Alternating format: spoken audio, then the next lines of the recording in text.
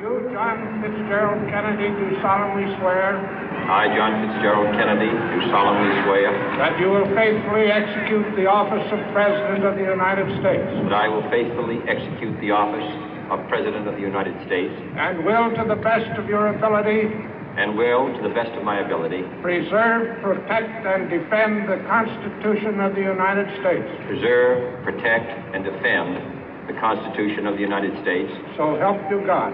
So help me God.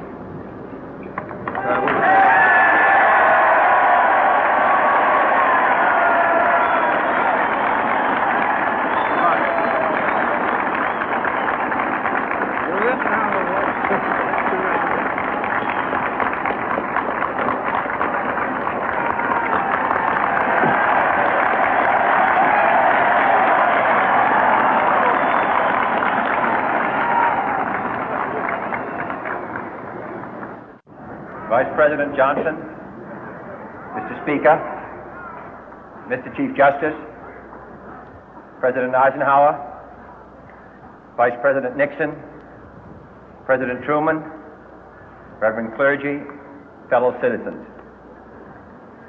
We observe today not a victory of party, but a celebration of freedom, symbolizing an end as well as a beginning, signifying renewal as well as change.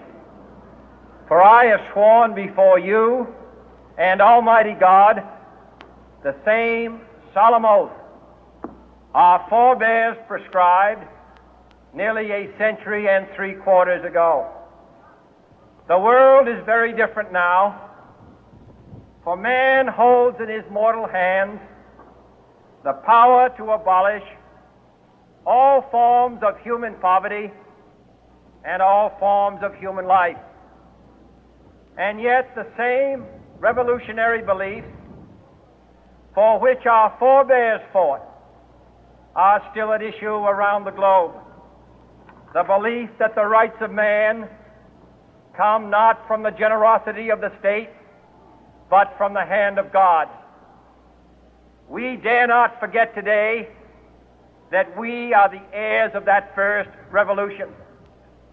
Let the word go forth from this time and place to friend and foe alike that the torch has been passed to a new generation of Americans born in this century, tempered by war, disciplined by a hard and bitter peace, proud of our ancient heritage, and unwilling to witness or permit the slow undoing of those human rights to which this nation has always been committed and to which we are committed today at home and around the world.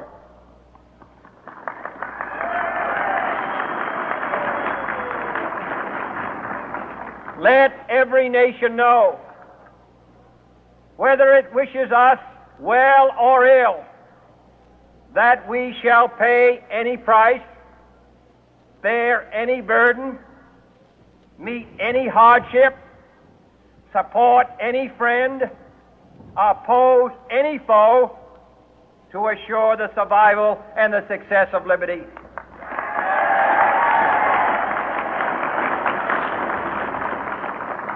This much we pledge and more. To those old allies whose cultural and spiritual origins we share, we pledge the loyalty of faithful friends. United, there is little we cannot do in a host of cooperative ventures. Divided, there is little we can do, for we dare not meet a powerful challenge at odds and split asunder. To those new states whom we welcome to the ranks of the free, we pledge our word that one form of colonial control shall not have passed away merely to be replaced by a far more iron tyranny. We shall not always expect to find them supporting our view, but we shall always hope to find them strongly supporting their own freedom, and to remember that in the past, those who foolishly sought power by riding the back of the tiger ended up inside.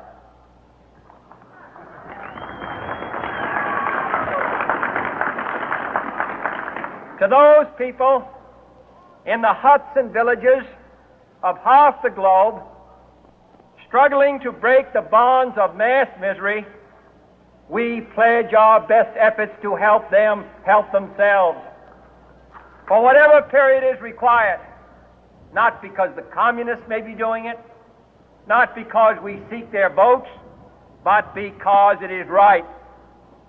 If a free society cannot help the many who are poor, it cannot save the few who are rich.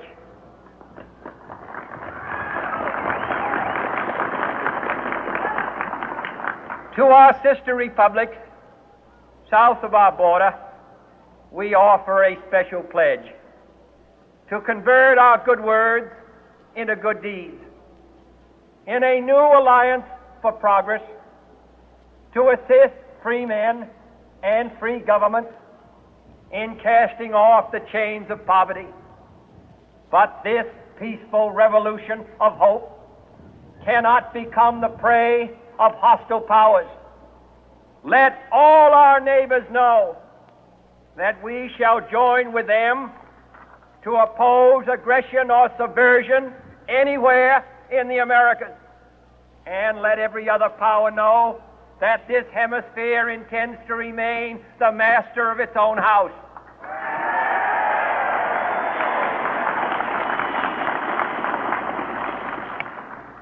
To that World Assembly of Sovereign States, the United Nations, our last best hope, in an age where the instruments of war have far outpaced the instruments of peace, we renew our pledge of support to prevent it from becoming merely a forum for invective, to strengthen its shield of the new and the weak, and to enlarge the area in which its writ may run.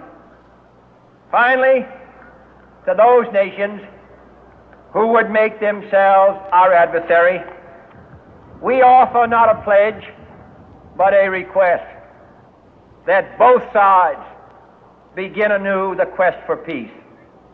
Before the dark powers of destruction, unleashed by science, engulf all humanity in planned or accidental self-destruction, we dare not tempt them with weakness, for only when our arms are sufficient beyond doubt can we be certain beyond doubt that they will never be employed. But neither can two great and powerful groups of nations take comfort from our present course, both sides overburdened by the cost of modern weapons, both rightly alarmed by the steady spread of the deadly atom, yet both racing to alter that uncertain balance of terror that stays the hand of mankind's final war.